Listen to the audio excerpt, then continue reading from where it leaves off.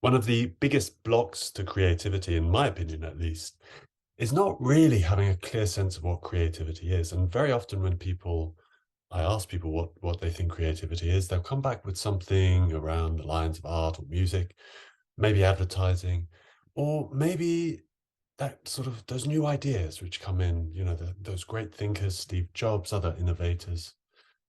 And of course, they all are creative. And I don't think it's the most useful way to think about it. For me, the most useful way to think about creativity is really to recognize ourselves as being creative beings. What do I mean by that? Of course, it is all of these things, making stuff, doing stuff at a more fundamental level.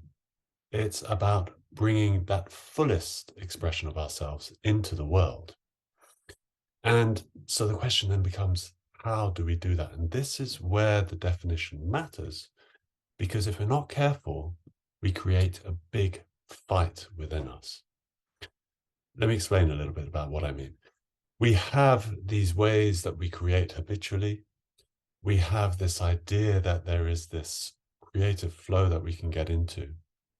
And if we're not careful, we can actually start to create this split between the parts of ourselves that get in the way and the parts of ourselves that we label as the creative parts. The big problem is that if we get too attached to this split of trying to move away from those bits which aren't working for us, those hijack parts, that judgmental part, that inner critic, or whatever it is, that avoidant part, if we try and get rid of them, then we actually start to create tension. If we try to focus only on the good stuff, the bits where we're in flow, then we create tension. And so we have to be quite careful. And this is where the definition is so useful, because if we understand our creative self as being not just those bits where it's all going well, but also those bits that are sometimes called saboteurs or defenses or whatever.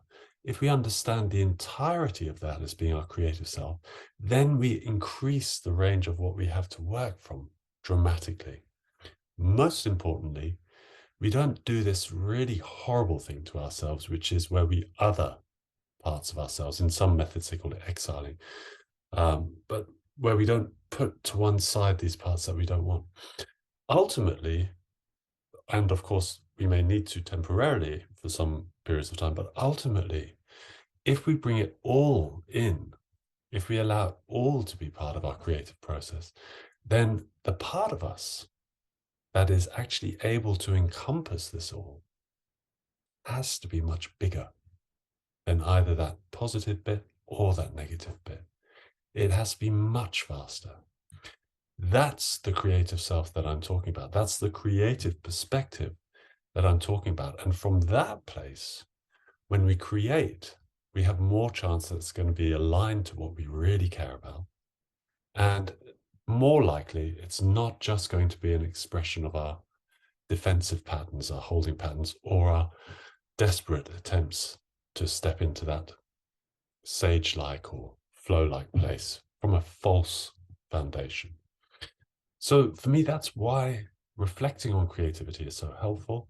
It's why recognizing these wonderful things people do as creative acts as they are. And also that the most important thing, at least the way I see it, is that we align ourselves rather to that creative self. We contemplate the possibility of that creative self and see what we can use in our experience to move into that zone of creating in a way that feels true to us.